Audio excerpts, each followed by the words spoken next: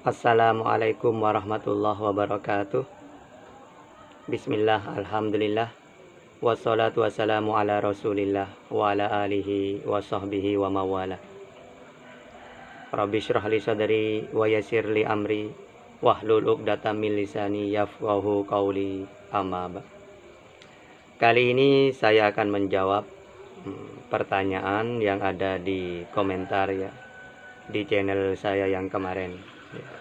Ini kawan saya ini bertanya, tolong Cak Tahta ya, jelaskan tentang Zulkarnain ya, yang mana ini disalahartikan oleh orang-orang di luar Islam tentang ayat ini. Nah, sebelum saya menjawab ya, saya akan ceritakan dulu kisah-kisah ya, tentang Zulkarnain itu siapa, lalu di zamannya siapa. Ini kan ada semua keterangannya. Nah, kalau dalam Al-Quran itu memang banyak ayat-ayat ya. Kalau didahulukan yas'alunaka, itu biasanya gini. Rasulullah itu sering ya, ketika ada orang yang mau bertanya, kadang-kadang sebelum bertanya wahyu itu sudah turun. Ya, intinya itu seperti ini. Muhammad akan ada orang yang mau bertanya. Jadi ketika orang ini nyampe, langsung dijelaskan. Makanya kisah Zulkarnain ini, nah, menurut di dalam tafsirannya itu bahwa orang Yahudi ini mau bertanya tentang ini, tapi wahyu sudah datang duluan. Makanya Nabi tinggal bilang gini, nah, kamu mau nanya tentang ini, Zulkarnain ini, gitu. Saya tahu kamu mau bertanya, gitu. Nah akhirnya ya sudah jelaskan gitu ya. Makanya kalau ada ayat yas'alunaka, kan banyak itu ya. Yas'alunaka anil mahid, yas'alunaka anis sa'ah, yas'alunaka madza yunfikun, yas'alunaka anil mahillah, yas'alunaka anir ruh, gitu kan banyak ya. Nah termasuk ayat ini ya, yas'alunaka an Zulkarnain kan gitu ya. Nah, makanya di sini sebelum saya jelaskan itu Zulkarnain itu siapa. Nah, makanya di dalam tafsirannya itu dijelaskan. Menurut sebagian mufassir ya, itu seorang raja, gitu. Karena ada yang berpendapat gini, ada orang yang berpendapat itu bilang gini, ada 4 raja yang menguasai dunia, yang 2 itu kafir, yang 2 muslim, maksudnya orang-orang beriman. Ya, yang kafir ini Raja Namrud dan Fir'aun. Ya. Sedangkan yang beriman, ya yang tauhid, yang beriman kepada Allah, ada 2 juga yang menguasai dunia, gitu ya. Siapa? Nabi Sulaiman dan Zulkarnain ini. Nah, sehingga ada yang mengatakan ini seorang raja, gitu loh. Nah, ada juga yang mengatakan bahwa Zulkarnain ini adalah malaikat. Karena memang ada sebagian riwayat itu pernah Sayyidina Umar itu mendengar orang itu memanggil nama Zulkarnain. Akhirnya apa kata Sayyidina Umar? Apakah kamu tidak cukup memberi nama anakmu itu nama-nama para nabi, lalu sekarang kalian memberikan nama anak kamu nama malaikat? Nah, makanya ada yang mengatakan ini malaikat, gitu. Tapi semua itu kan ulama-ulama tafsir. Saya hanya menceritakan saja. Nah, ada juga yang mengatakan dia itu seorang nabi, gitu. Nah, apa dasarnya? Ternyata kalau kita lihat dari ayatnya, kan ayat surat Al-Kahfi itu ya, itu kan isinya gini, ayat 86 ya.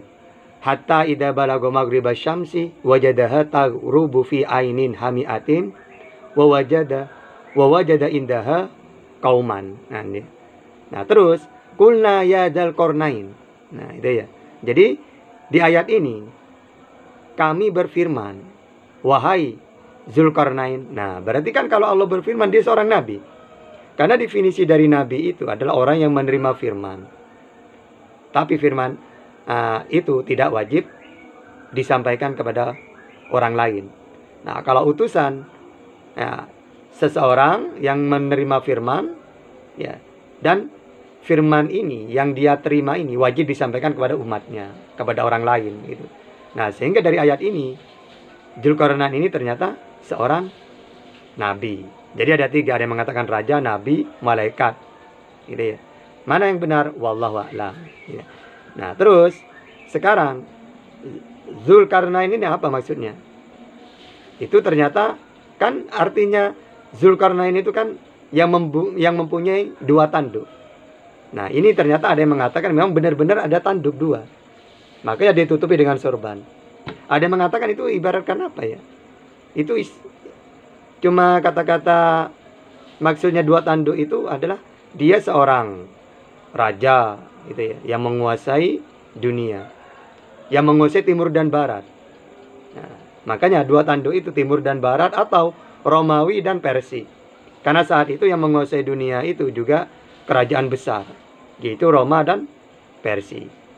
Jadi ada, bukan, walaupun nama itu sudah ada penafsiran-penafsiran gitu ya. Ada yang mengatakan memang 2 tanduk, ada yang mengatakan itu cuma istilah karena dia menguasai Roma dan Persia, karena menguasai timur dan barat gitu. Nah, sekarang langsung saya akan menjawab tentang fitnahnya ya. Nah, ini orang-orang di luar Islam itu mengatakan bahwa Al-Quran itu tidak sesuai dengan sen gitu ya. Karena Allah mengatakan bahwa masa matahari terbenam ke lumpur yang hitam. Padahal kan berarti Allah itu tidak tahu. Padahal ini dalam ayatnya kan gini. Hatta idza balagha maghriba syamsi wajadaha taghrubu fi ainin hami'ah wa wajada indaha qauman. Nah, itu ya. Jadi di situ Allah menceritakan Zulkarnain itu ketika dia melewati suatu daerah, maka dia melihat ke barat itu suatu tempat yang mana dalam pandangan dia, ya, ingat dalam tafsirannya itu dalam pandangan dia itu dia melihat matahari terbenam di lumpur yang hitam. Dalam pandangan dia. Bukan Allah yang mengatakan, bukan gini.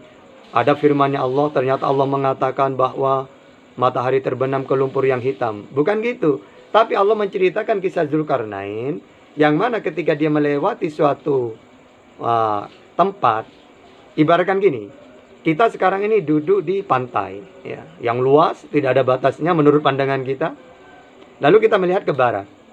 Nah, saat itu ternyata matahari karena sudah hampir maghrib ya, itu terbenam ke laut itu.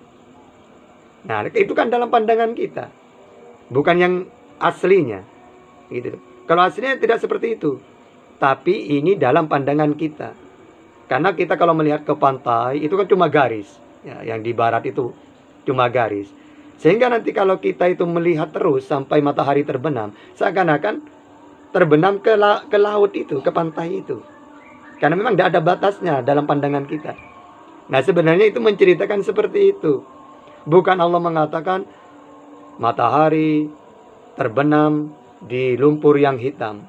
Bukan itu. Tapi Allah menceritakan bahwa dalam pandangan Zulkarnain ketika dia melewati suatu tempat ya, maka dia melihat ke barat itu, dia melihat dalam pandangan dia matahari terbenam ke lumpur yang hitam. Karena memang misalnya diceritakan itu kalau sore ya, itu kan mungkin laut itu kelihatannya kan banyak lumpurnya gitu ya. Karena kalau di daerah saya itu ada. Jadi kalau sudah air itu surut lalu datang lagi, ini warnanya hitam. Karena baru datang gitu loh. Setelah surut nanti datang, itu kan hitam. Nah, andai kan itu nanti kita melihat itu matahari terbenam ke situ, maka dalam pandangan kita seakan-akan terbenam ke lumpur yang hitam tersebut. Gitu maksudnya. Oke, mungkin itu saja, mudah-mudahan apa yang saya jelaskan itu bisa dipaham gitu ya. Baik tentang siapa Zulkarnain, apa yang dimaksud dengan tanduk, di zamannya siapa. Ternyata di zaman ada yang mengatakan itu di zamannya Nabi Ibrahim. Ada yang mengatakan itu apa ya? Iskandar Agung itu ya. Itu ditolak oleh ulama yang lain. Itu enggak, bukan itu. Karena itu raja Yunani, gurunya Aristoteles. Sedangkan yang ini, yang di Zulkarnain yang di dalam Al-Quran ini, itu di zamannya Nabi Ibrahim ya. Dan orangnya beriman kepada Allah. Makanya di ayat itu, di ayat yang tadi itu, dia orang yang adil. Diperintah oleh Allah. Nah, ini orang-orang dolim, silakan kamu kalau ingin berdakwah, ajaklah atau kamu perangi dia.